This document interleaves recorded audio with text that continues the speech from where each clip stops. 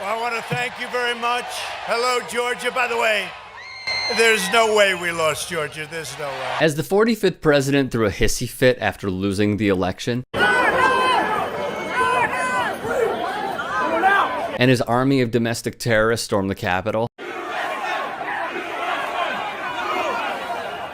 there is still a connection, a strong one at that, with the Tampa Bay Buccaneers, winners of Super Bowl 55. Tom Brady once donned a MAGA hat in his locker and posed for the cameras to show his interest. Ownership of the team belongs to the Glazer family, some of which are staunch Trump supporters. So much so that the Glazers held a rally for Donald Trump at Raymond James Stadium, the site of the Super Bowl. So much for keeping politics out of sports, right? Here's a direct injection of it via the Tampa Bay Buccaneers' billionaire owner. So we don't need to touch politics.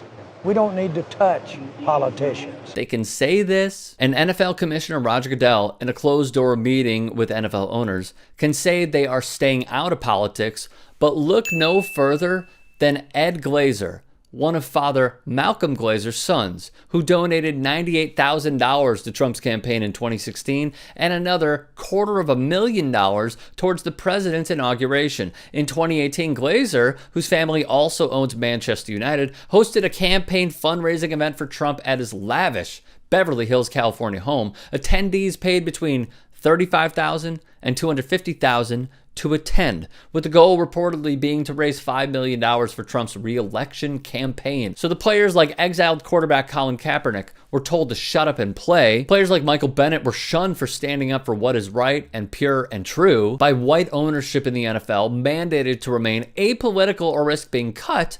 Roger Goodell passed a rule that required players to stand if they are on the field for the Star-Spangled Banner. We, the National Football League, believe Black Lives Matter. Basically saying, don't make your point known that racism is bad because it doesn't cater to our fan base. I mean, do we not see the sheer hypocrisy here in the NFL? They don't want athletes taking a silent knee, but on the flip side, they pour their money into a fake billionaire who incited an insurrection and wanted to overthrow democracy to make this country an autocracy. These are sports fans in Europe, specifically supporters of one of the most historic clubs, Manchester United. These are pictures of Old Trafford where fans have now spilled out onto the pitch. That's what you're seeing there on your screens.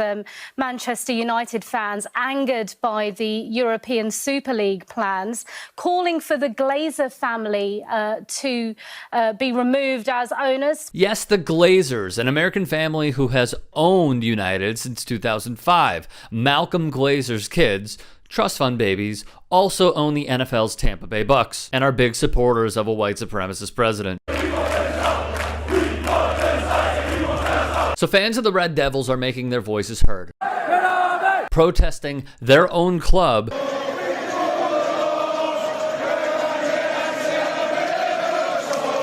If you'd like to hear more thought-provoking content like TYT Sports on Facebook and to help in my journey to keep media independent, go to tyt.com/Rick.